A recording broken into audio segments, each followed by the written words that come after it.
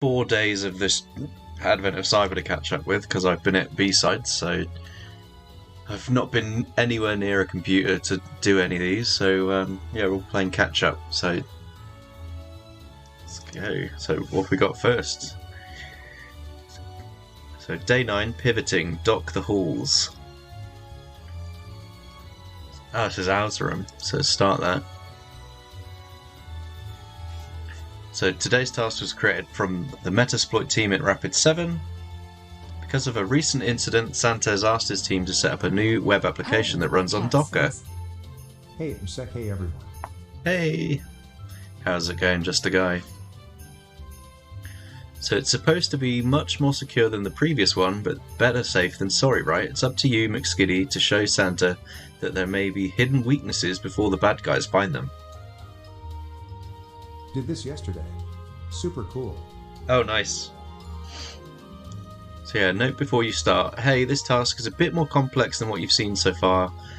We've ensured the task content has all the information you need, however, as there are many moving parts to getting it to work, it might prove challenging. Worry not, we have plenty of resources to help you out. Linked above is the video walkthrough to the challenge recorded by Al Hazred. It includes a thorough explanation, comprehensive instruction, valuable hints, analogies, and a complete guide to answering all the questions, so use it. If you need more, visit us on Discord. We have a dedicated channel for Advent of Cyber with staff on call and a very supportive community to help with all your questions and doubts. You've got this. See you tomorrow. Elf McSkidy will need your help more than ever. With love, the Try Hackney team. So we're hopefully going to learn how to use Metasploit modules and Meterpreter to compromise the systems. We're going to learn network pivoting, post-exploitation, and then some of the concepts around what is Docker. So Docker is a way to package an application and the associated dependencies into a single unit called an image. The image can then be shared and run as a container, either locally as developer or remotely on a production server. I suggest going to the video walkthrough as it's different than the instructions from the page. I took lots of notes, but the video is 1 hour and 15 minutes long. Oh wow, so we could be here a while. Cool, well, we'll see how far we get, and I'll jump on Al's video as we go. So a common way to tell if a compromised application is running in a Docker container is to verify the existence of the /docker env file. This is in the root directory of the file system. What is Metasploit? So Metasploit is a powerful penetration testing tool for gaining an initial access to system, performing post-exploitation and pivoting to other applications and systems. Metasploit is free open source software owned by the US-based cyber firm Rapid 7. What is Metasploit session? So after successfully exploiting a remote target with the Metasploit module, a session is often opened by default. These sessions are command shells or Meterpreter sessions, which allow for the executing commands against the target. It's also possible to open up other session types in Metasploit, such as an SSH or a WinRM, which do not require payloads.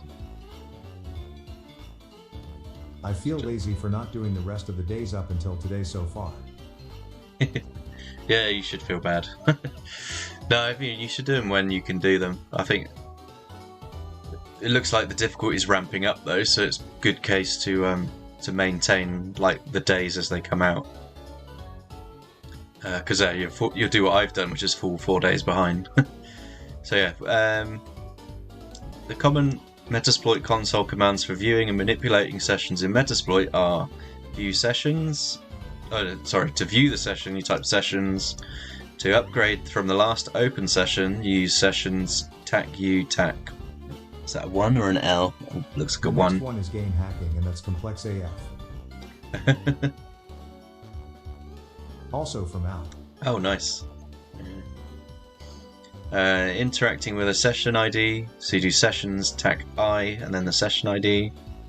Background the currently interactive session, you just type background.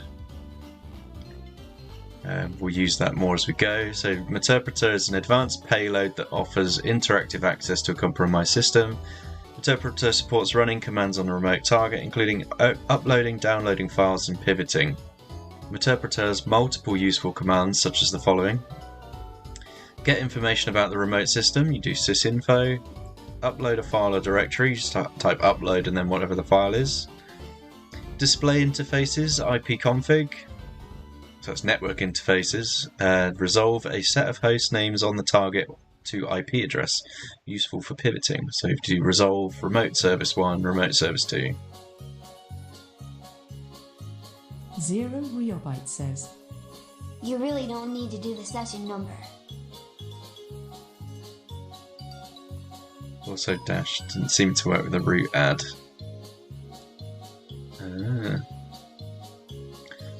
Note that the normal command shells do not support complex operations such as pivoting. In the Metasploit console, you can upgrade the last open Metasploit session to a Meterpreter session with sessions TAC-U TAC-1. You can identify the open session types with the sessions command. If you're currently interacting with a Meterpreter session, you must first background it. In the below example, the two session types are shell cmd/Unix and Meterpreter x86 Linux. So there. Herder of Cat says, Hey, it's 0 Ryobyte, how's everything? Are at least you up to date with the advent of cyber challenges? Didn't speak out your thing, Oreo. Have you been TTS banned somehow? 0 Ryobyte says, Oh no, there we go. Let's just take E1, 2, 3, 4, 5, 6, 7. Yes, I have done them all. Nice. I'm better just tired AF. Alright, so if you do sessions, you can print out the list of sessions. It's kind of wrapped it onto a new line there, but that should be one line. That's the second line. What is pivoting? So once the attacker gains an initial entry to the system, the compromised machine can then be used to send additional web traffic through it, allowing previously inaccessible machines to be reached. For example, an initial foothold could be gained for a Herder web of Cat application. says, At 0 Ryobyte, you also have the nasty flu like all of us? So you gain an initial foothold through a web application running in Docker container or through an exposed port on a Windows machine. This system will become the attack launchpad for other systems in the network. We can route the traffic through this compromised machine to run network scanning tools such as Nmap or ARP to find additional machines and services which were previously inaccessible to the pen tester. This concept is known as network pivoting. So you gain the first 0 foothold, Ryobyte says, scan the other Knock, machines web within the loop. network. I think knock on wood. Bonk bonk. When I went to London on Friday, like the amount of people were just coughing their guts up, like it's like another strain of COVID again. So yeah, launching the TryHackMe Linux. For this task, you're going to need to use the Kali machine. The TryHackMe host provides a version of Kali Linux that is controllable in the browser. You can also connect with your own Kali Linux using OpenVPN. You can deploy the TryHackMe Kali machine by the following steps. So we're going to use my own one, so I'll skip this one. I do need to sign up to the VPN. Let's do that. So sudo OpenVPN, my VPN file, pass it in. Herder of Cat says, Yeah, that's all over my country, all over Europe and all over North America. No idea about the rest of the world. 0 Ryobyte says, I'm sick, that's why I wore a mask on the plane for the last con I went to. It wasn't, well, in the con it was alright, but yeah, for whatever reason, everyone using public service, even on the way home, we had to get like a rail replacement. So we travelled halfway by train and the rest of it through a bus. But yeah, everyone was just coughing on the bus, it was grim. Look, I haven't had anything since, thank God. But yeah, so using Metasploit. So if you're going to use the web-based Kali machine or your own machine, open Metasploit with the following command. So let's set up the view.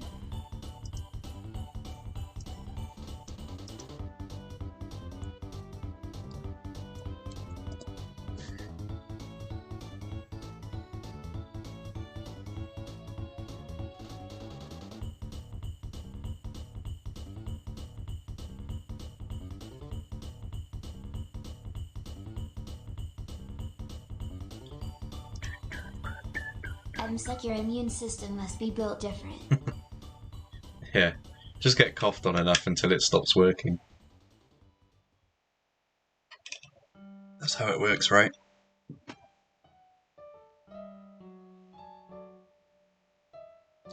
So once the MSF console is open, there are multiple commands available. We can search for Laravel for some reason. Load a module with the use command. And to view the information about a module, you do... so this is to view the exploit ignition Laravel debug RCE. And then you use a greater than into info. What's that operator called? It's not a greater than in this case, but what is that actually? Because you've got pipes, but then that's got to be something else, isn't it? Herder of Cat says. At 0 Ryobite, it must be the Santa suit, or maybe because he almost never leaves the house. Yeah, that is it. Yeah, just don't leave the house except for conferences. That's quite accurate. Right. After the Metasploit module, you can view the options, set options. I'm not going to go too deep into these because this is covered by the Metasploit room that we've already done. So you can set the target host. You can set the payloads, set the IP, show the options, run and check the modules. You can also directly set options from the run command. So you can pipe them in. I used it that way before.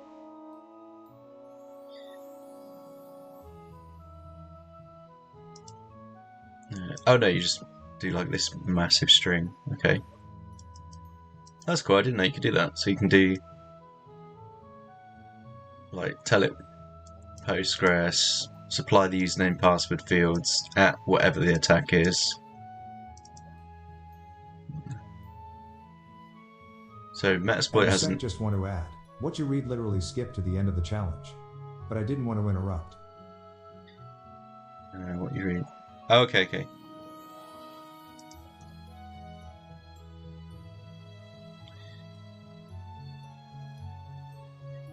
So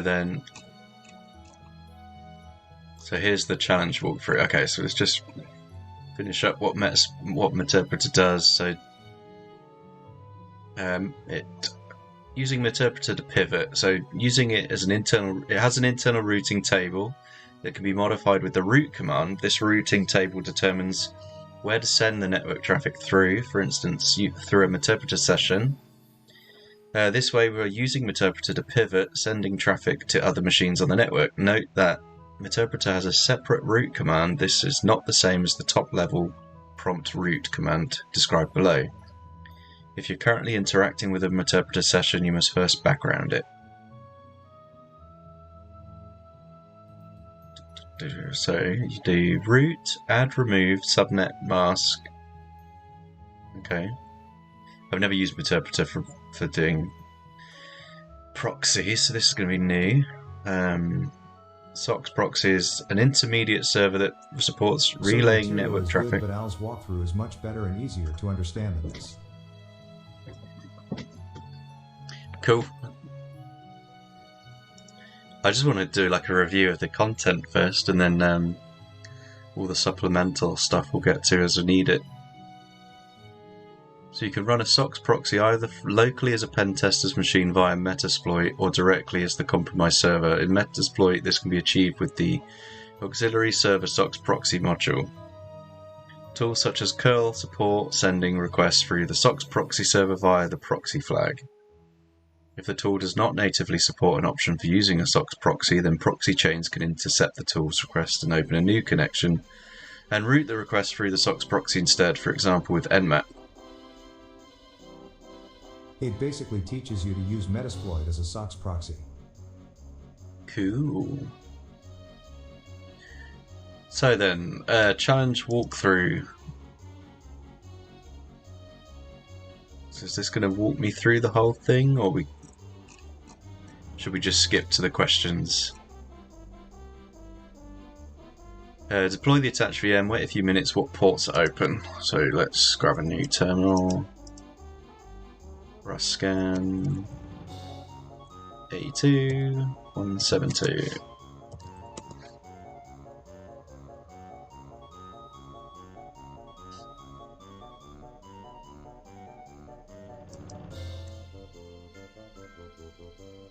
Is it just 80? Okay, there we go. What framework is the web application developed with? We have to do a version. We could do an nmap.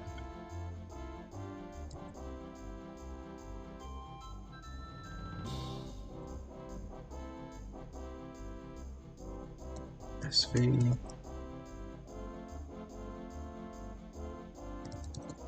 And got to run it as sudo.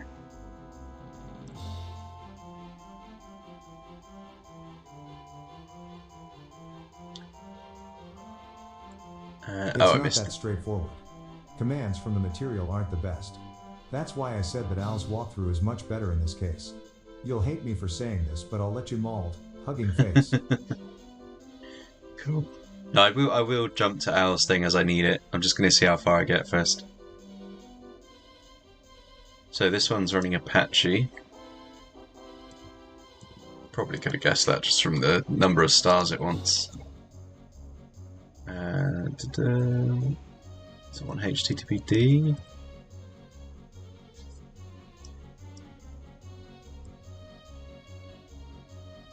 Did I spell it wrong? Apache. You should probably skip the first 15 minutes or so.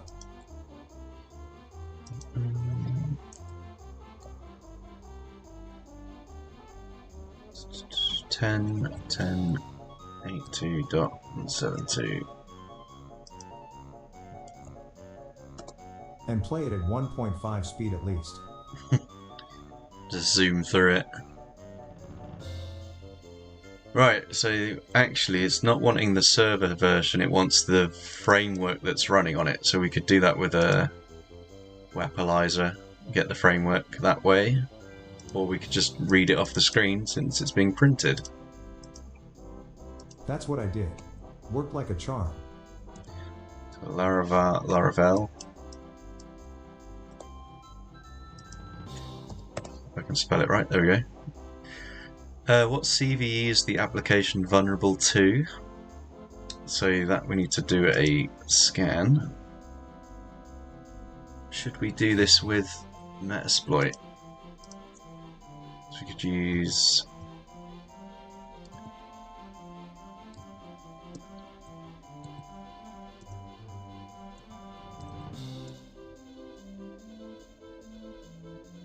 I wonder if it'll make you do that properly.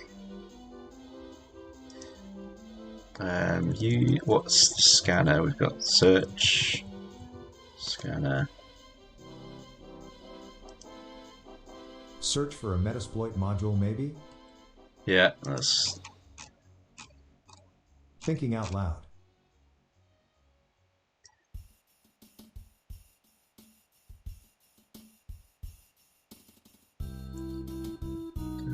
Which one would we have?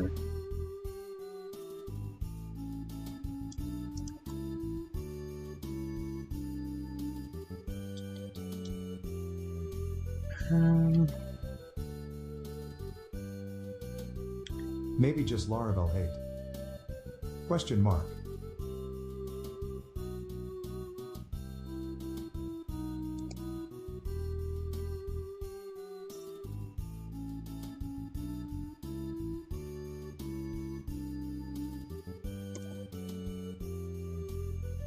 Got a Laravel one? No.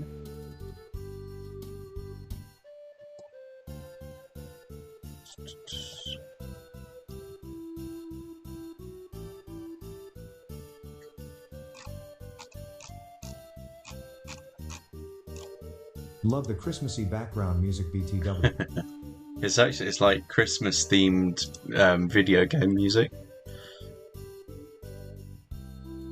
What's this one from? 76. This is from Earthbound on the SNES.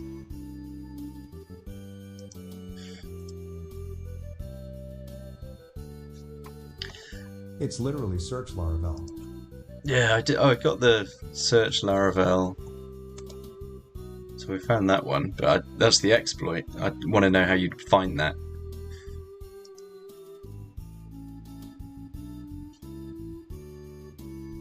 You're overthinking it. I know I am, but still. Like, how would you know to use that exploit in the first place? Other than it's just Laravel.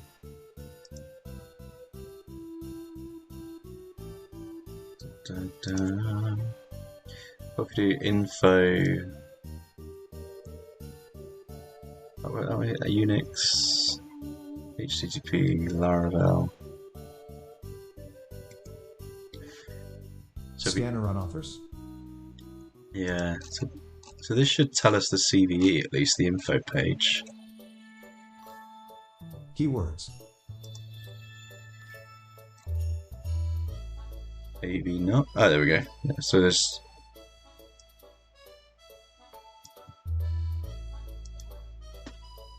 CVE 2018-15133.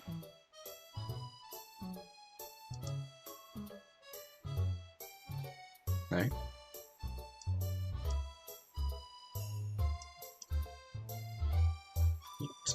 894. It's not that one either.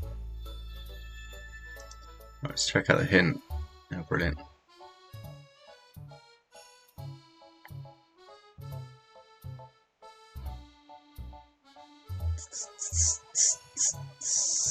Let's try that again then. So it's CVE 2018-15133.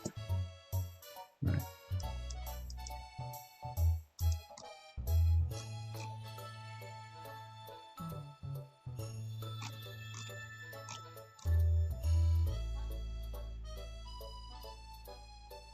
This will be a long one. I had the box die on me once and my shell died once, so I basically did everything 3 times. Very good learning experience. So what's the scanning command? Let's look that up.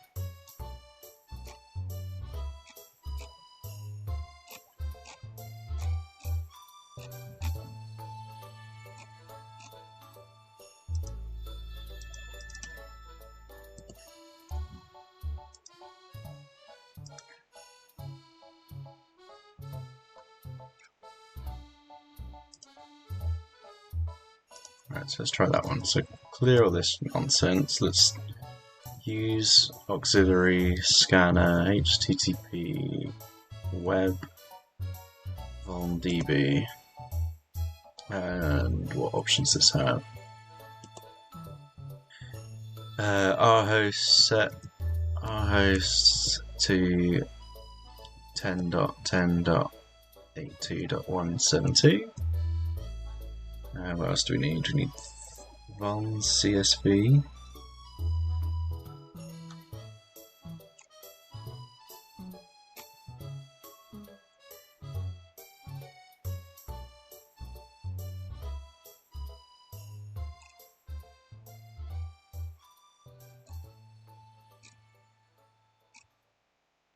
Where the hell did you get that from? Did you get the vulnerabilities file?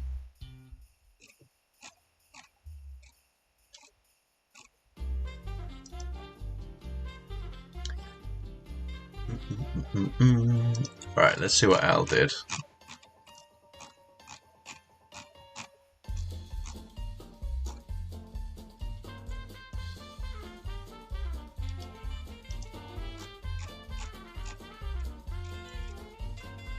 Life's unfair.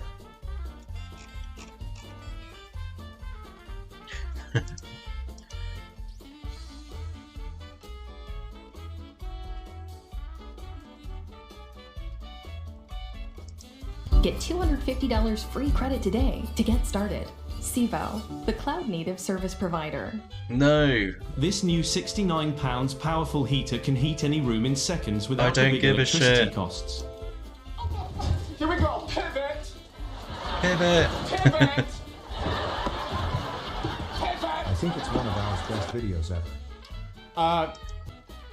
CIVO helps you quickly Another release ad, code what the and hell? improve productivity. Streamline your feature and product development. You have a conversation, you start a new friendship. Okay. This in this analogy, where we're going to be Skip first 15 go minutes. to day 9. Get $250 Another free ad. credit today to get started. CIVO, We should call this the cloud ad, native service ad provider. has read. You look like a person who likes ads. I need ad blocker on my VM, that's for sure.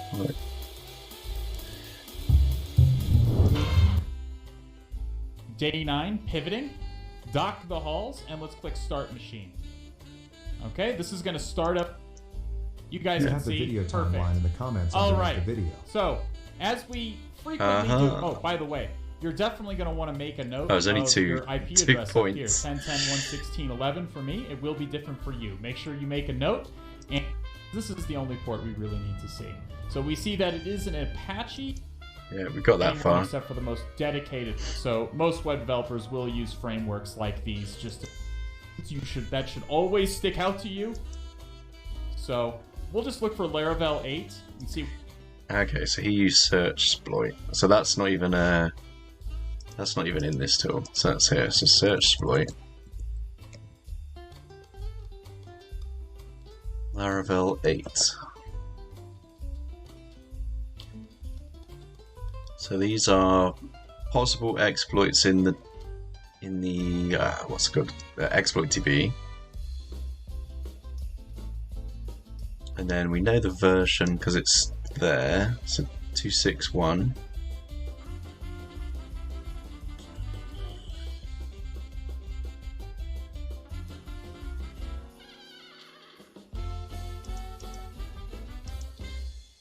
I won an offensive security cert yesterday at Mysticon. Oh, nice. Is that like an exam paid for or something?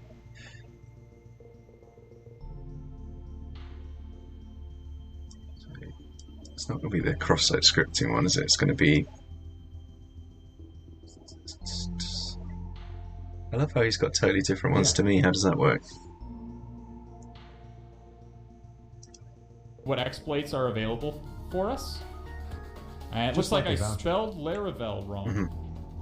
Mr. Streamer, you should really learn to spell. God, no wonder you people can't get Riley. Just need to decide which cert. Oh, okay, here we are. Laravel 8.4.2. We notice now that the screen is too zoomed in. Okay, I zoomed in too much, is what I'm trying to say. But what you would see if this screen was not zoomed in so much is that, and this output was not being truncated, is that it says remote code execution in there. Now, remote code execution is 3 words. That should always. It is 3 words. Al is correct. So we think it's this one. 1.5 speed. Thank me later. All right, let's do that now. Speed.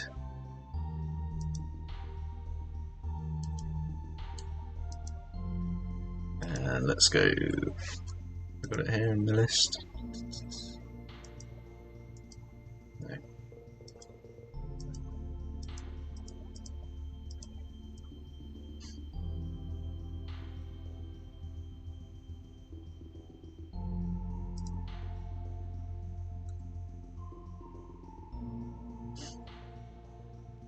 Come on, exploit DB.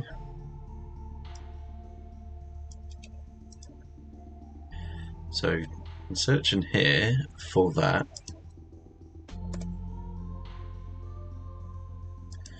So there we are. So we've got a Python 3 file. No CVE listed yet.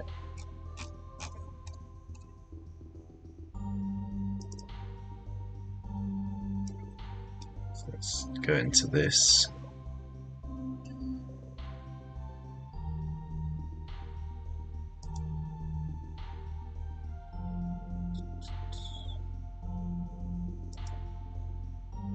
Debug mode.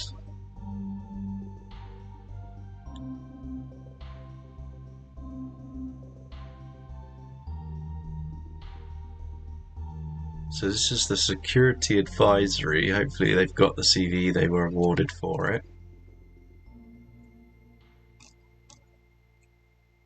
Yes, they do. Nice. So copy that.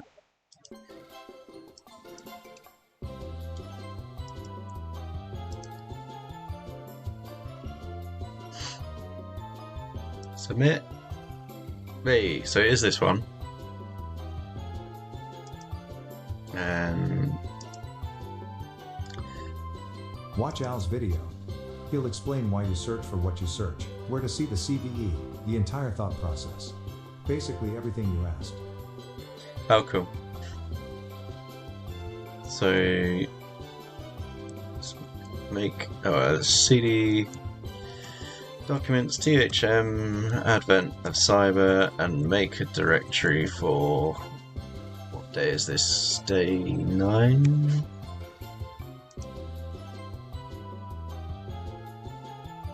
The documentation on this one is not the best. Yeah, so the day 9.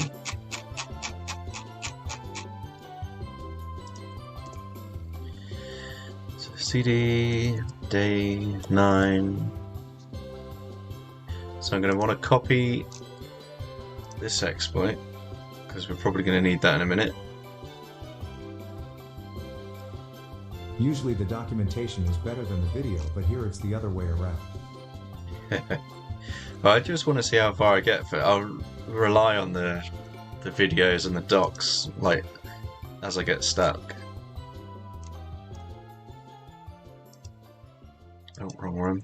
Advent of Cyber, day 9. So what does this take? We got... It's very convoluted.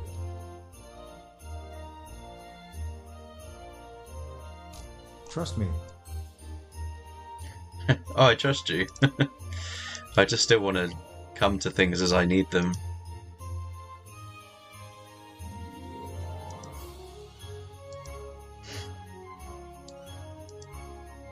So what command can we use to upgrade the last open session to an interpreter session? So that you're actually going to have to be on one of these.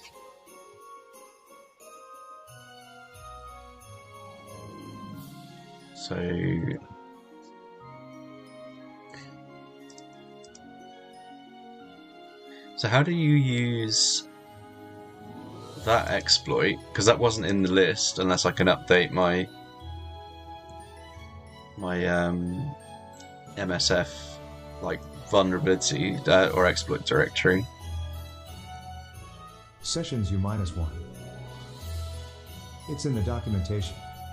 Yeah, but I need a session started initially, don't I? Which I'd have to launch from this. If I just run that Python script on its own, I'm just going to have a generic session. Of course. Yeah. So how does that happen?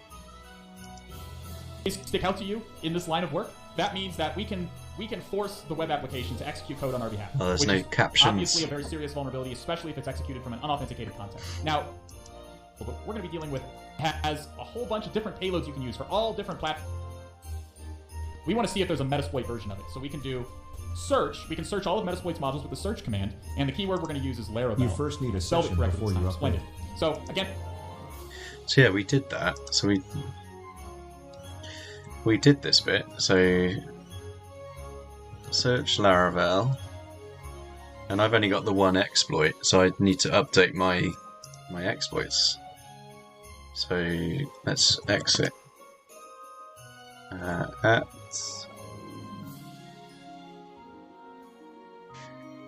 What do I need for that? Note, Al is using the THM Poly box. Yeah, that's fine. But like I say, I'm using my own one, so I want to know how to update the Metasploit. So Made life easier.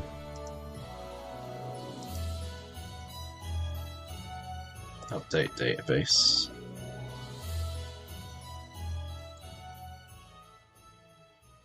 I've never updated this, so there's like a weekly update you can do on it.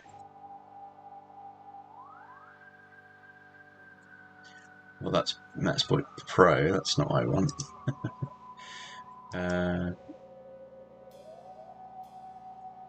Lol. MSF update. So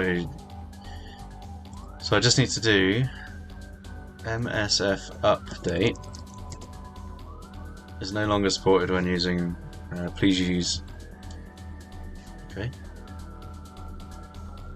I update it every 3 to 6 months. Couldn't lock the lock file. Okay, it's got to be sudo then, surely. Sudo. There we go. Let's update my Metasploit and then we'll be good. So if anyone's using an old version of Kali, you need to do this first.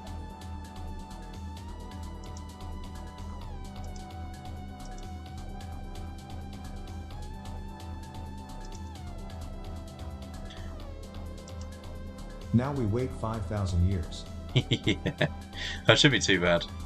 A couple of megabytes.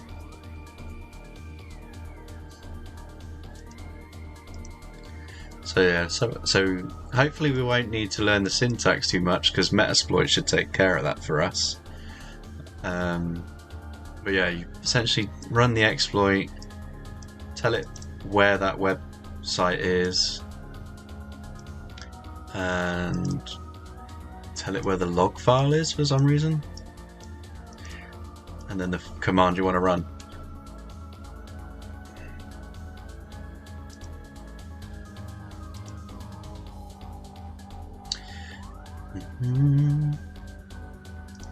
So yeah, we could answer what command can we use to upgrade the last open session to interpret. Okay, so this is what you said earlier. This was in the documentation. So this is sessions tac-u tac1. What file indicates the session has been opened within a Docker? So this was /.dockerenv. What file often contains useful credentials for web applications? So -env. What database table contains useful credentials? Users? Oh, nailed it. What was Santa's password? Okay, so this is where we're stuck. So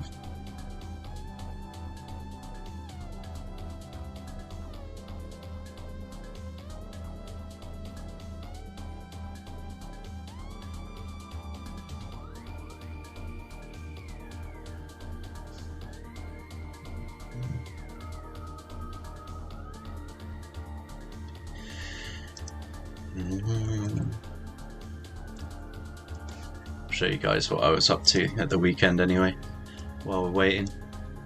So if you've never seen these before, like B-sides are like these mini conferences that are hosted by members of the community. So the London folks set this up for this year. You should have a list of the schedule. Yeah, there we go. So all the talks are on here. These get uploaded to YouTube. I'm not sure when. I could tell you the password, but then I'd have to kill you. Yeah, no, don't spoil it. We'll find it. So if you aren't subscribed to these guys already, get on it, and then all of the sessions when they get posted will go up here. So probably about within the next month, I want to say. They're usually pretty quick. But yeah, so then Lots of people went there. Sex says. Web link. you got all the sessions from last year and the years before. So if you want to check out some of the previous year's stuff, it's all there, ready to be consumed.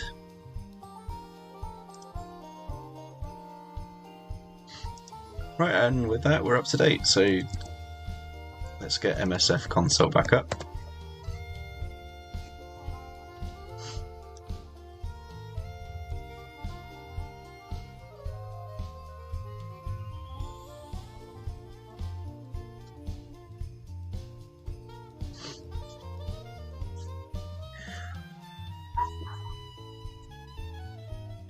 It's only 12 days or 13 days left till Christmas. Herder of Cats says. Congratulations. We're 100 years old. Yeah. Right, search. Laravel. We should have more than one now, we do, yay!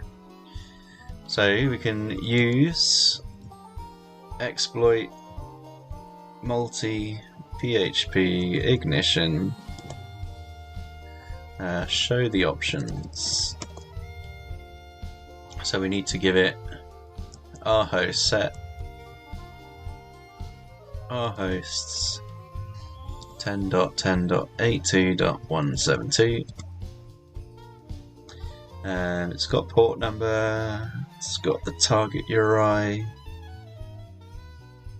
and we need local host, so I don't even know what my IP is. Let's have a look. ifconfig, let's just do it more, should be tunnel 0.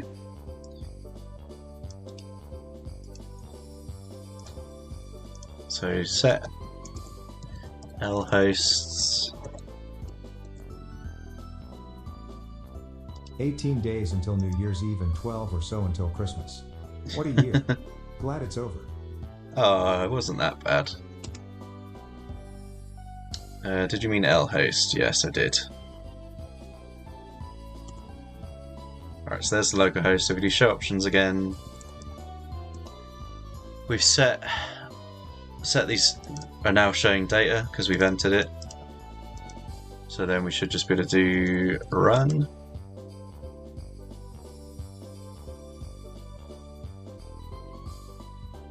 It was literally the hardest year of my life. Shit, why? Or should I not ask?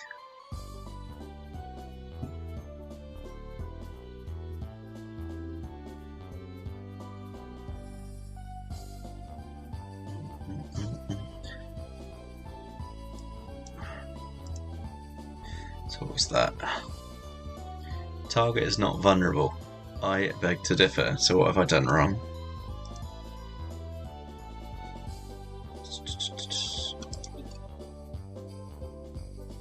Was sick about half of it on top of other unpleasant things that happened. Ooh. Well, next year can only get better.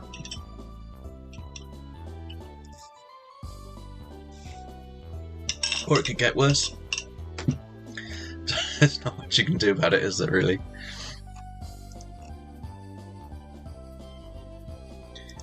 Right.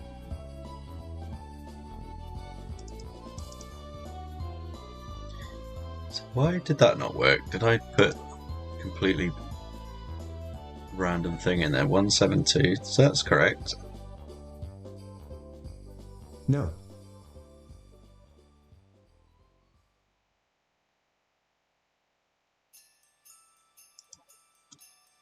Let's just try that again.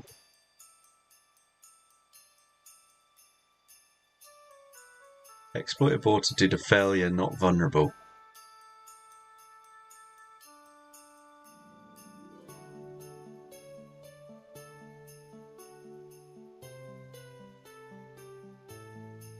Aiming to get at least 2 certs and a pentester job after that. Nice. I'm hoping to get my AWS security one up this year.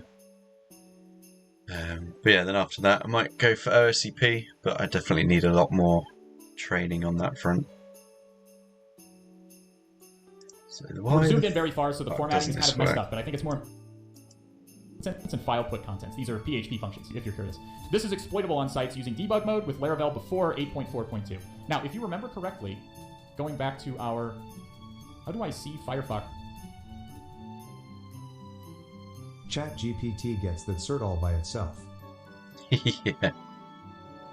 Sivo helps you quickly Oh, release another code ad. and improve productivity, streamline your feature and The product AWS development, and most importantly, Firefox again. Is it here? Here we go, Firefox. I'm just trying to see Firefox. There we go.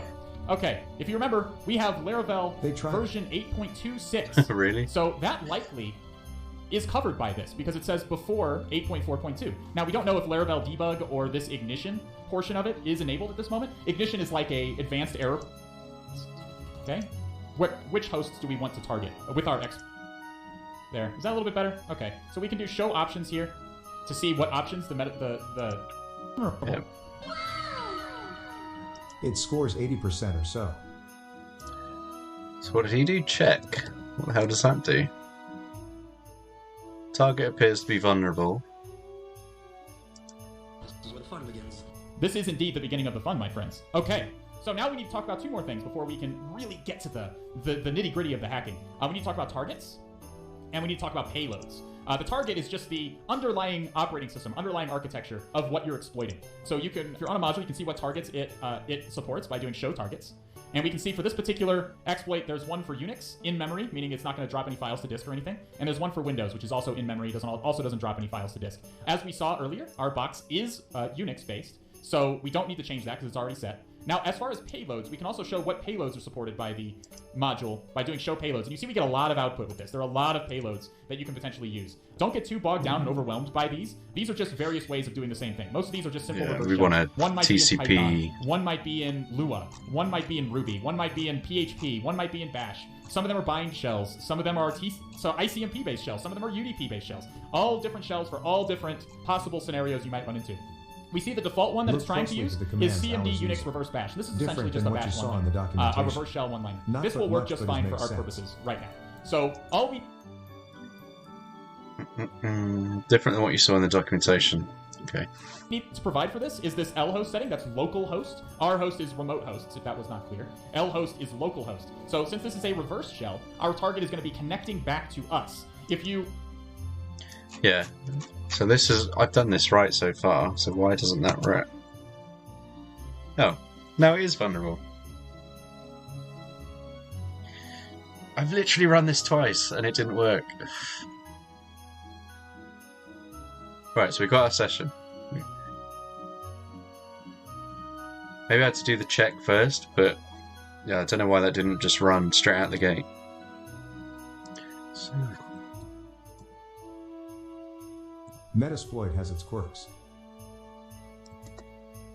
Okay, so we got that. So, do we want to run this to a proper shell? We can... Background... This is one of them. Sessions...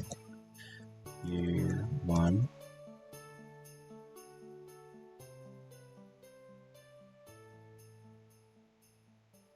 So this will upgrade our session to an interpreter session. So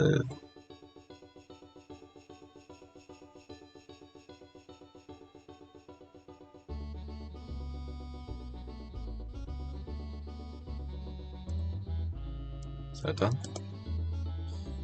Okay, cool. Did it just crash?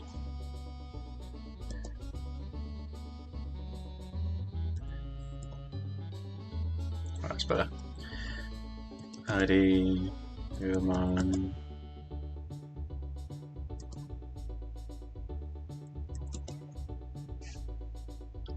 Right, so now we can play. So for me, it was erroring out when trying to set up the SOCKS proxy settings. Oh yeah, well, proxies are a pain. I don't know if you watched the what was the Wreath network we did, and then that like always crashed no matter which like reverse proxy I did. It like just constantly never worked. It took me about 3 days of effort just to continually connect, try different things. Setting them as indicated. Person shrugging. Yeah, it's always a bit fun just trying to get these things to do what they should do versus what they actually end up doing. So let's have a look at what we got. We've probably got to look at the Docker file. So Docker env. Just going to print awfully. Or not at all.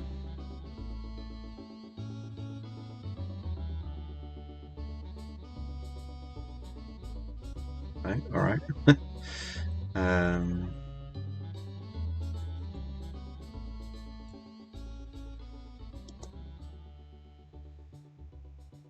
ls.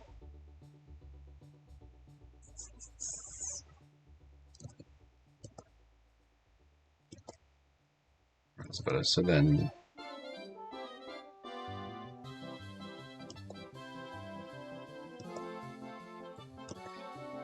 not there we go. So it's CD.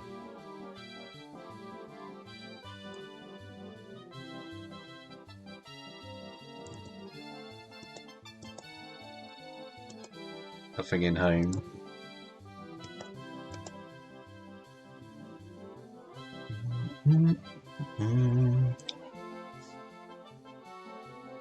There is one command that is not okay which Al is using and on the box will work properly. It's the one with the nmap scan on the final target from your machine, using proxy chains.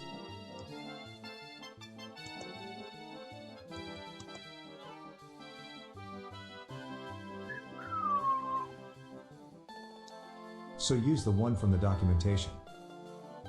Yeah, so I'm just trying to see where you... This is the web directory. I'm not seeing this Docker file anywhere, so I don't know why that's particularly relevant at this stage. Other than that, use Al's.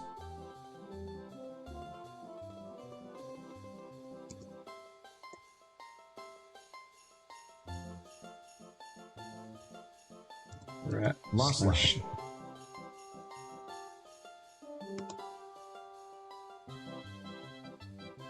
ls slash.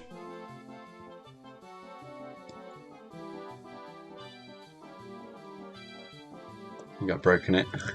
CD slash...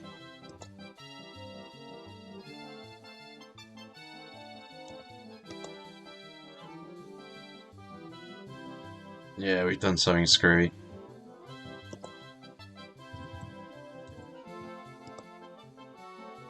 Yeah, definitely broken something.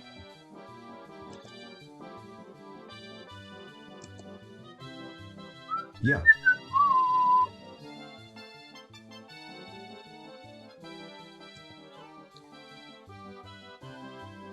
Alright, so we've got robots web.config. Let's...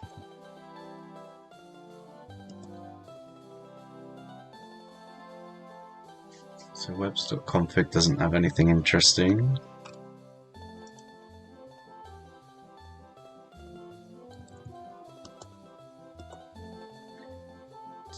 There we go. So here's the end file. So cd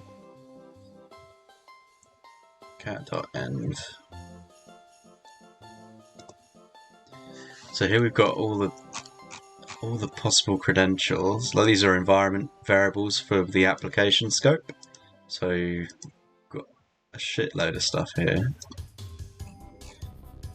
This will be a long stream. Yeah, I've got 3 other days to do as well. Alright, copy that.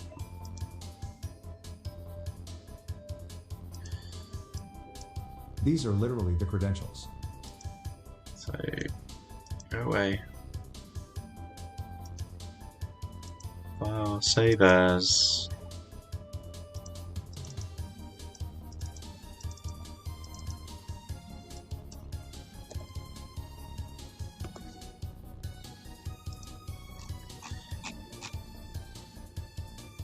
So this is credentials to the database.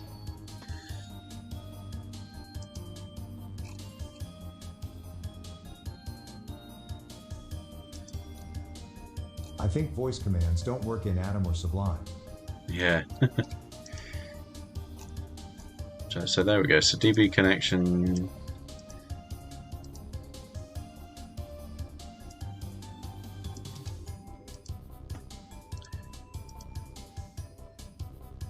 Let's get the API or app key, whatever that is. Plus go away won't cancel pop-ups. Not with that attitude.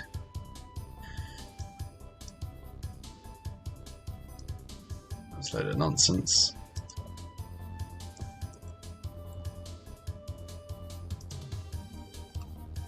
It usually is okay or cancel.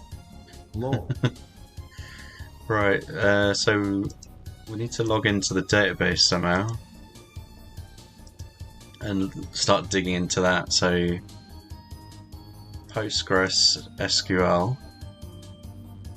We've got any SQL clients on here we can use?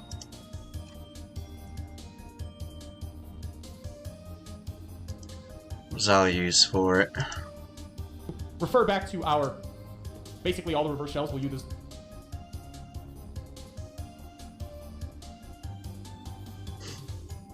run our exploit. So you can, in order to do that, you can either type run, or you could be a super anything else to support it. It can inject itself I for interact and run.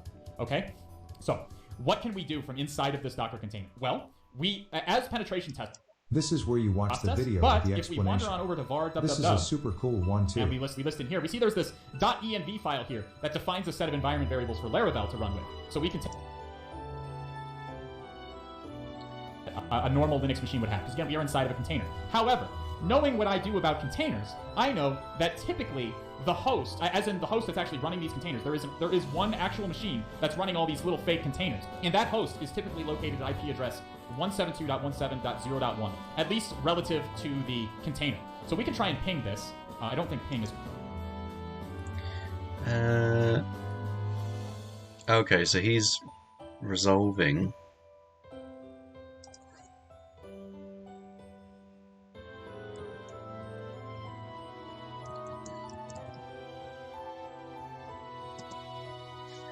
And he's got that from that host.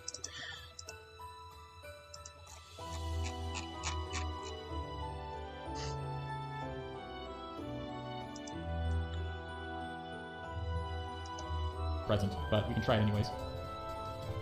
Yeah, there's no ping. Take it from me that this is a fairly, this is an extremely likely thing to happen. Unless the container creator has for some reason changed all the IP addresses, the host is usually situated as the gateway for all the Docker containers, and it's located at this particular IP address, okay? Just take it from me, I do this stuff for a living, okay? Very, very common. We have two IP addresses of interest. We have the Postgres database, and we have what is likely to be the host. Now, both of these can only be accessed from the Docker container. Like, if we were to, for example, ping this, if we were to copy selection, we open a new... What did I just do? I just clicked... Why is this skipping? Finding gets more ads. Oh, fuck you. Devices without endpoint protection are easy targets for attackers. Finding them is simple using Run 0. Just scan your network with the Run 0 Explorer, connect to a CrowdStrike backend API, then... No.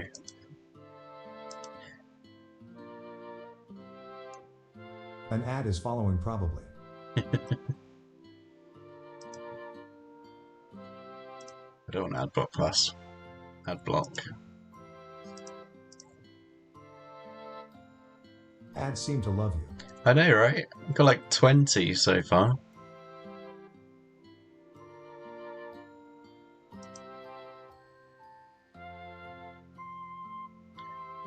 It's like I've barely got enough internet to load this anyway. I always love as well with YouTube, the ads seem to load much better than the videos themselves. Like, you could be in the middle of nowhere. Yeah, you can be literally in the stick somewhere, and you'll watch this video and it will render at like 160p, and it'll be like the most crackly, awfulest connection, and then an ad will load and it'll be like the best quality 1080p. Just oh shit.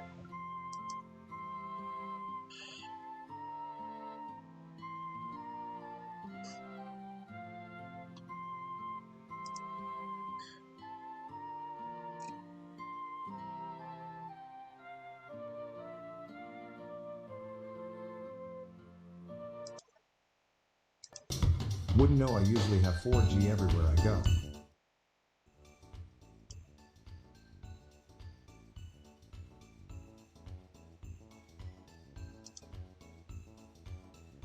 Add.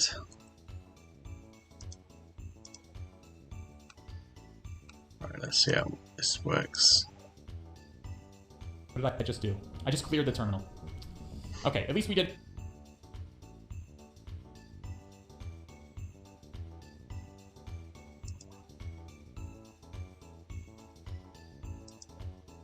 Here we go, pivot! Oh, that's better. No more ads.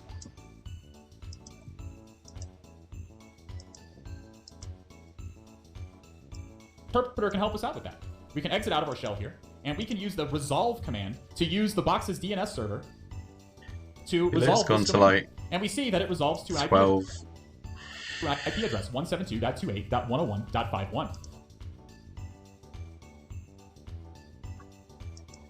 Perfect. Make sure you copy that down. We're going to be using it again here in just a moment. Now, going back into a command shell here, dropping back into our command shell, we're going to find that we actually don't have the IP command, we don't have ifconfig, we don't have a lot of the commands that a normal Linux machine would have, because again, we are inside of a container. However, knowing what I do about containers, You need to take notes. Yeah, that's what this is for.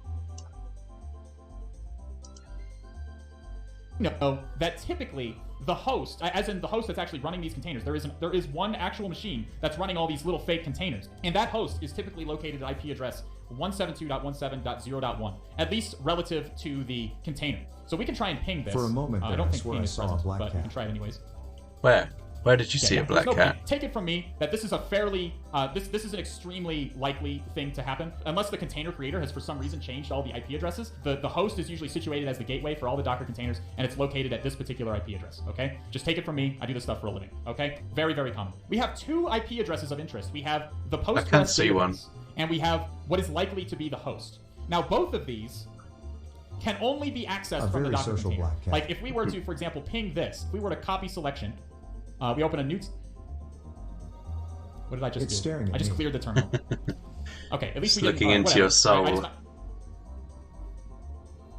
Listen, I know how to use computers. I know... Wait, stop. I can hear you people through the screen right now. Shut up.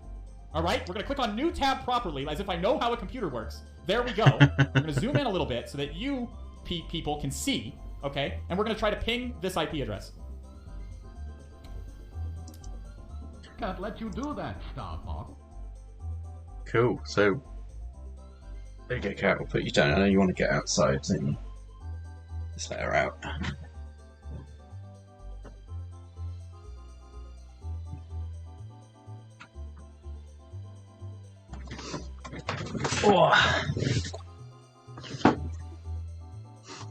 Alright, so we're going to want that then. So,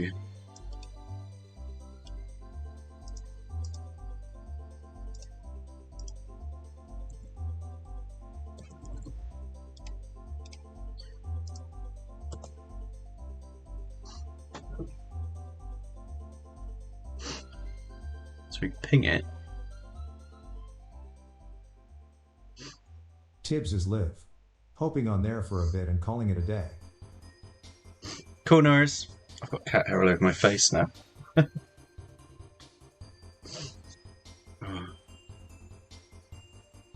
probably be raiding out Tibbs after this anyway. So.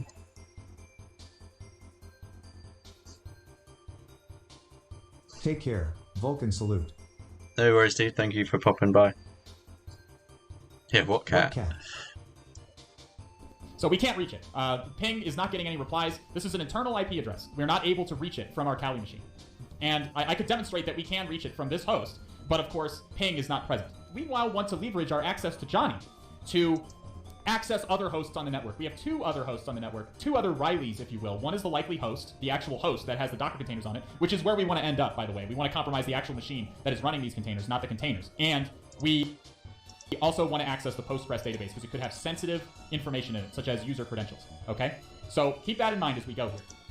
We have a couple of ways of doing this. We could upload a bunch of tools like statically compiled versions of Nmap and ping and all of these tools that we could use onto this container and just operate entirely from the container. That's a little sloppy, right? We have to upload all those files to the container. If we have to remember to remove those later, it takes a while. It's the statically compiled versions may not work for some reason. There's a lot of things that can go wrong with that. It's a lot easier to just use Johnny to pivot, to proxy our traffic. As in, we're going to send traffic from Kali, but we're going to have Metasploit route it through Johnny to reach these other two hosts, the Postgres database and the target host that we're actually trying to reach, okay? We're going to use, going back to our analogy, we're going to use Metasploit to send traffic to Johnny and have Johnny send that traffic to Riley, right? Hopefully everyone understands that. So this is where the actual pivoting starts, like 50 minutes into the video. There's a lot going on in this one, okay? 50 Listen, it's not my minutes, fault. yeah. Don't type exit. Exit's bad. Type background. Oh, no, exit. You actually do want to type exit because we're in a Meterpreter shell. So we're going to type exit, we're back to Meterpreter, and then we type background. We background session 2, and we're back in Metasploit again. Now, first we need to set up our port forwarding or our pivoting, okay? And the way we can do that in Metasploit is by using routes, okay? So we're going to do the route command, and you can type route tac h if you want to see all of the options here. Add, remove, get, flush, print, to print all the routes. Like we do route print, it's not going to show anything right now. No routes defined. We're going to define some routes. Now, what do we mean by defining some routes? We mean we're going to say, hey, Metasploit, I'm going to give you an IP address, and whenever I send traffic, or an IP address or a subnet, and whenever I send traffic to that IP address or that subnet, I want you to send it through a currently active session that I'm going to define for you, as in a Johnny. I'm going to have you send it through a Johnny. So root add, and we're going to put in our Postgres. If you go, I can't look back up. I accidentally cleared the terminal, but I wrote it down. Thankfully, 172.28.101.51. Remember, this is the location of the Postgres database that the web server is using. And then we need to add a CIDR of 32. If you don't understand subnetting, that's okay. Don't worry about this. All you really need to know is that /32 means that this isn't really a subnet that we're defining. It's a subnet of a single IP address. We're defining one single IP address here. Like if we were to put there are some examples up here. Like you see, this one ends in /24. That's because it's a subnet with 255 IPs. I guess technically 256, but I'm not going to get into subnetting right now. Defined by this last IP octet. Don't worry about that right now. Just know that we're only adding single IP addresses here and not subnets. So /32 is appropriate. And then we're going to put session 2 to route it through our interpreter shell. Okay, route is added for that one. And then we have another IP address, right? 172.17.0.1. That is what we expect is actually Riley, the host that's running all these containers that we want to actually compromise. We want to compromise the host. So route add 172.17.0.1.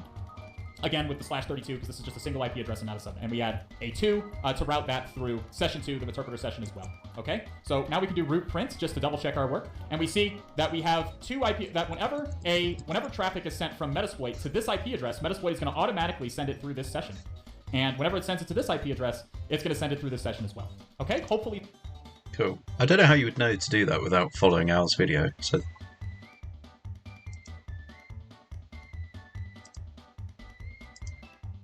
That makes sense. Now, again, we have credentials for the database, right? So it stands to reason that now we should try and access the database, okay? So Metasploit actually has some additional modules that can help us with that. So we can search Postgres. Search for any modules related to a Postgres database. Now, again, we are zoomed in quite a bit here, and there are a lot of them that you can go through here. You can feel free to experiment with these if you feel so inclined. The one we're going to be using first is this one right here, schema dump. The Postgres schema dump, this is just going to dump basic information about the Postgres database, as in the names of the database, the names of all the tables in the database, the names of all the columns in the tables, and so on. It's basically going to give us hints of what we want to access in the database. So we can go use 16. Remember, you can do use 16 in this case, or just copy and paste this whole name if you want. Done that. Now we see Postgres schema dump is our currently active module. And we can do info. And we see this module extracts the schema information from a Postgres server. Spectacular. So what we need to add here is the rhost. We need to change this information as appropriate. So we set remote host. And remember, our Postgres database is 172.28.101.51. Okay? Show options. I like to do show options every time I change something just to make sure I said it correctly. The database is going to be Postgres, and you can remember this if you go back and look at the database information we looked at in those environment variables for Laravel. We see the database name was Postgres, the password was Postgres, and the username was Postgres. The port is also identical, so you don't have to worry about changing that. You don't have to change any of these, honestly. All of these other than the rhost should be fine. Now remember, we can't reach this IP address directly. Metasploit has a route added. We've added a route to Metasploit to tell it, hey, when you see this IP address, we want you to contact it through a currently active session that we have. So remember that. That's how we're doing this. And now we can type exploit because we're GigaChat Ultra Gibson hackers. Kitty is there we go. crying, And we see that we successfully have extracted the schema. We've accessed the Postgres database. These are useless to us, but this one is not. We see that there is a table called users, which has a username and a password column. Spectacular. We definitely want to see that. Those sound like they're going to be. We're always looking for more credentials to add to our collection, right? Okay, so the schema dump cannot dump the contents of this database, but there are other modules that can. So let's search Postgres again. And let's go. I think this one. Postgres server generic query should work just fine for us. All we want to do is execute a raw SQL query against the Postgres database, and that'll dump the required database. So we can use 11. I guess I'll do it the other way just to show you it's possible. So we can use paste. Looks like I messed it up. Use paste clipboard. There we go. Alrighty. So now we're in a different module for Postgres. We're going to execute a SQL command against Postgres. So info. This module will allow for simple SQL statements to be executed against the Postgres instance given the appropriate credentials. So let's make sure we set all of our options correctly. So we set our hosts first to the 28.101 IP address of our database, 28.101.51. Okay, and now we have to set a couple of other things. We see the username and password is set correctly, but this database is not set correctly. We want the Postgres database. So set database Postgres. Again, refer back to the environment variables in Laravel, and you'll see that the name of the database is Postgres.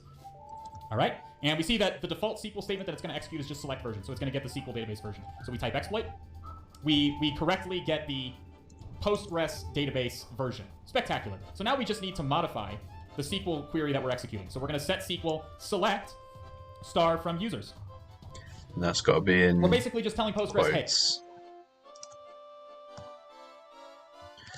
Select all from users.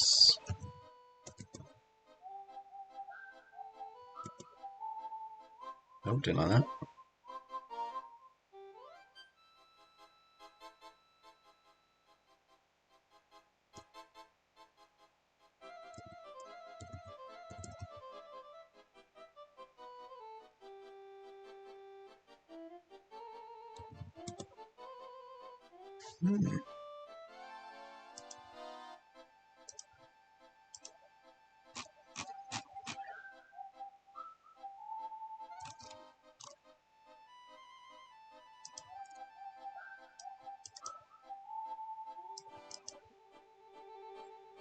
I guess you got to users ID sec.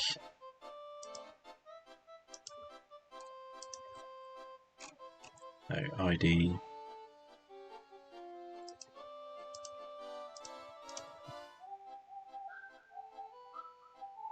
Oh, select. There we go. Helps if I spell it. Hey, there we go. So.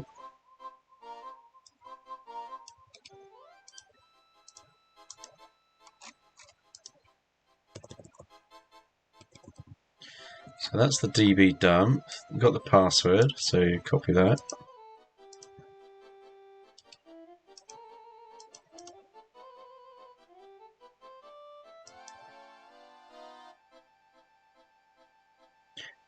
What ports are open on the host machine?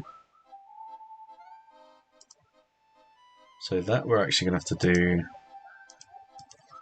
some kind of scanner. So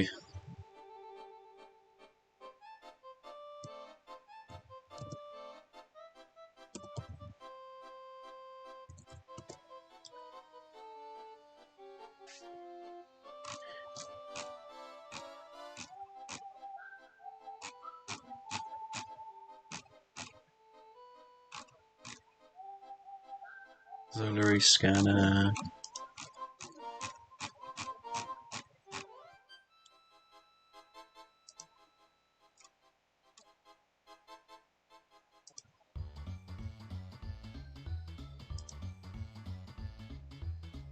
What's the hint for this one? List the ports in order.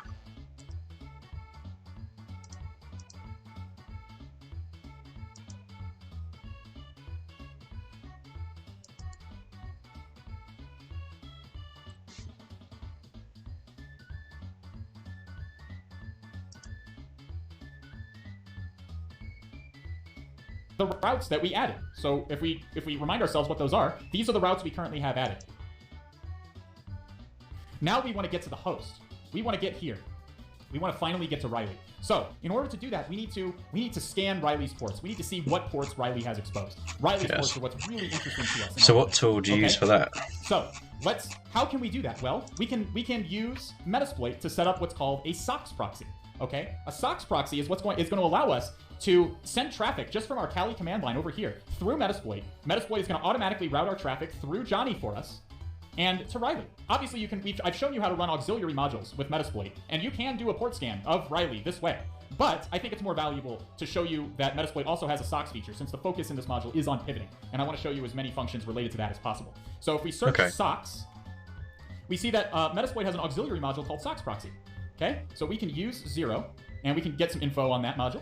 This module provides a SOX proxy server that uses the built-in Metasploit routing to relay connections. So it's going to use our routes. It's setting up a SOX proxy that allows that the rest of our Kali machine, like our other terminal over here, can use, and it's going to route traffic based on the routes that we added. So if we remind ourselves what those are, these are the routes we currently have added. So if we want to route traffic to these hosts, from Nmap in our terminal or something, we can use Metasploit as a proxy using this module. Okay?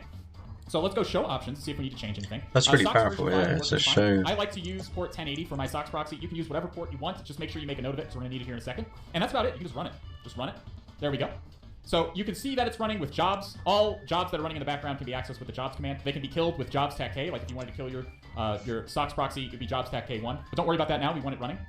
So Metasploit is now a SOX 5 proxy. You can use SOX 5 or 4A. It doesn't matter for the purposes of this exercise. I just like using SOX 5. It's a little bit more versatile, but we're not going to go into it right now. In order to route it, we could try to use curl through the proxy first, okay? Curl, I believe, can use it with tac proxy, and we just need to specify SOX 5 ://127.0.0.1 for localhost, because again, Metasploit is listening on localhost port 1080. This is where our proxy is listening. In the module that we just set up is on localhost port 1080. And then we're going to contact port 172. We're going to contact Riley on port 172.17.0.1. Okay?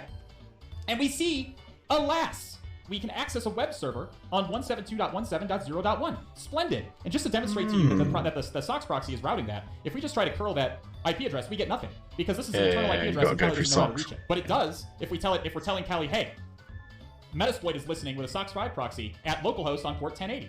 Go there, and Metasploit is redirecting our traffic accordingly through Johnny, through session 2, remember, to hit Riley. Really cool stuff, right? Really, really neat stuff there. And we can take it even a step further and use a tool called proxy chains. Proxy chains essentially allows you to use a proxy with just about any Linux command you can imagine. The first thing you need to do is change your etc proxychains.conf file. Scroll all the way down to the bottom, where you're going to define the proxies. In our case, we defined a SOX 5 proxy, so I'm going to change that to SOX 5. And instead of 9050, I'm going to use 1080, because that's the port my proxy is running on. You can also, as indicated by the name proxy chains, you can have multiple proxies in a chain here that proxy chains will all handle completely transparently to you. In this case, we just have the one proxy. So just make sure you get a SOX 5 one in there. Whatever settings you put on your Metasploit proxy with the correct port, the proxy type, and all that. Just make sure all that's correct. Okay, so now, if we preface any command with proxy chains, like if we do proxy chains curl http://172. So what did he add there? I missed that. At localhost on port 1080. Go there, and Metasploit is redirecting our traffic accordingly through Johnny, through session 2, remember, to hit Riley. Really cool stuff, right? Really, really neat stuff there. And we can take it even a step further and use a tool called proxy chains. Proxy chains essentially allows you to use a proxy with just about any Linux command you can imagine. The first thing you need to do is change your etc proxychains.conf file. Scroll all the way down to the bottom, where you're going to define the proxies. In our case, we defined a SOX 5 proxy, so I'm going to change that to SOX 5. And instead of 9050, I'm going to use 1080, because that's the port my proxy is running on. You can also, as indicated by the name proxy chains, you can have multiple proxies in a chain here that proxy chains will all handle completely transparently to you. In this case, we just have the one proxy. So just make sure you get a SOX 5 one in there. Whatever settings you put on your Metasploit proxy with the correct port, the proxy type, and all that. Just make sure all that's correct. Okay, so now, if we preface any command with proxy chains, like if we do proxy chains curl http://172.17.0.1, we now say we get a response with curl again, because proxy chains is taking curl's traffic and routing it through Metasploit in the exact same way as curl was doing it before. Okay, we can also use an nmap scan with this. So we can nmap, we can do tac-f for a fast scan, tac-sv for enumerating versions, 172.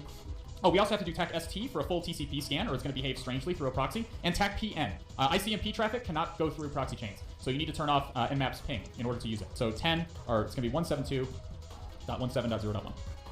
Okay, you're going to see a lot of output here. Proxy chains is very verbose. It tells you about every connection it makes. It is scanning. Nmap is scanning. Hopefully it'll be done here in a moment. Maybe I shouldn't have done the tac-sv. Okay, let's just do it again without the tac-sv. Okay? The scans through proxies are predictably going to take a little bit longer. So let's, for the sake of the video, let's just remove that. Our box didn't die on us or anything, did it? What's happening here? Socket error or timeout? Nope, our box is still live. What's happening?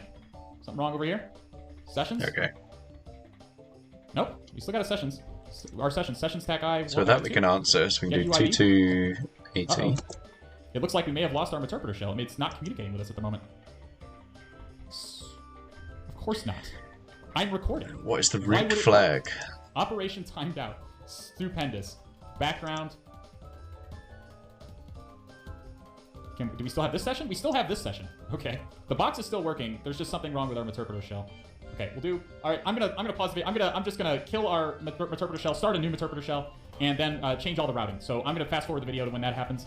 Okay, we're back. All right. Let's see if this actually worked with SV. Of course it does that while I'm recording. I don't know what that was. I started a new interpreter shell. I've reset all of the, which started in session 3. I reset all the routes. And now we can properly nmap scan Riley, the host, 172.17.0.1. And we see that there's this port, this SSH port is open that we never saw before. And also this port 80, which we were curling. So so with SSH, the important thing to remember is that we... Oh, you just log in with Santa. Right, so you do proxy chains, SSH, Santa at 172.16.01. No, 17.1.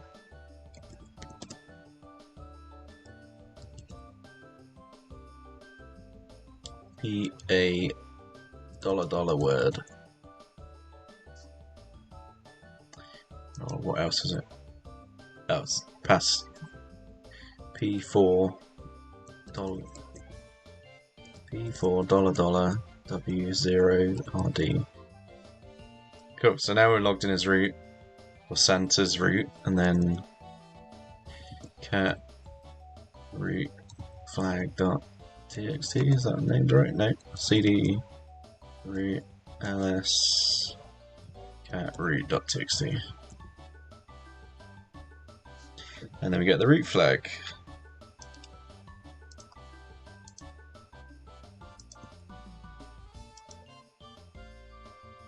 Day 9 is done. You might want to take a good rest for now. Although we think you might enjoy compromising Active Directory module. Not right now. That's quite nice. I like that Al's got a really good comprehensive video on it. Let's close that one. I can turn it box now as well. See that walkthrough that I skipped? Let's see how accurate that was. I know just a guy said it was not.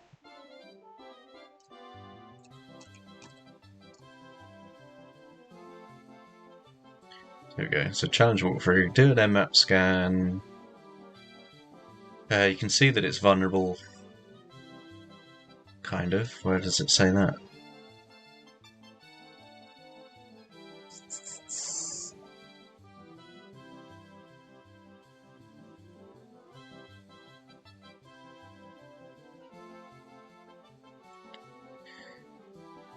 Just set the HTTP set cookie header indicates it's running Laravel. This may be vulnerable to remote code execution. We can run Metasploit to verify if it's vulnerable.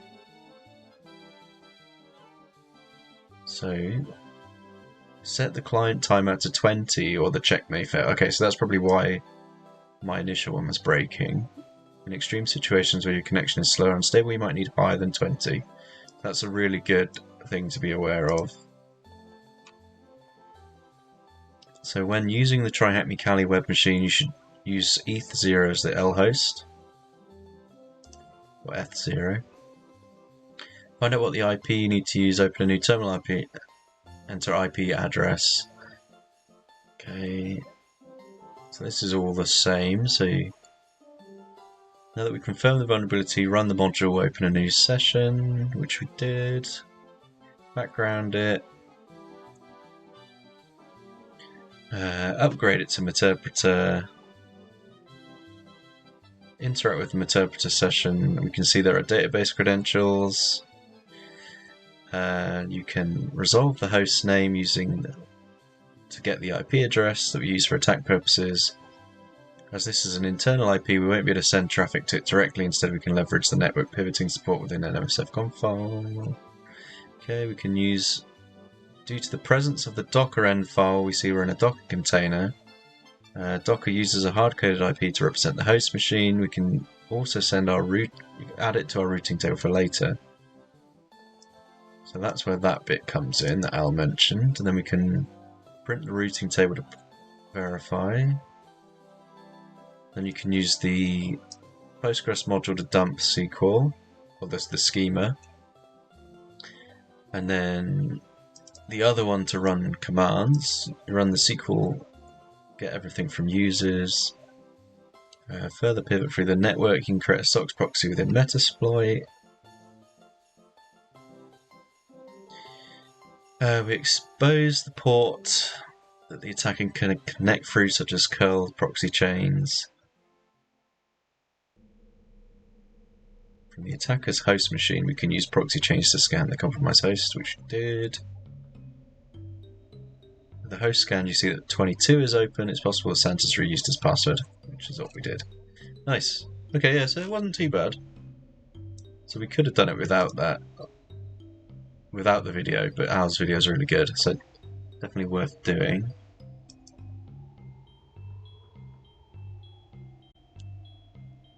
let's crack on with the next day. I want to get as much done as I can. I don't want to fall too far behind.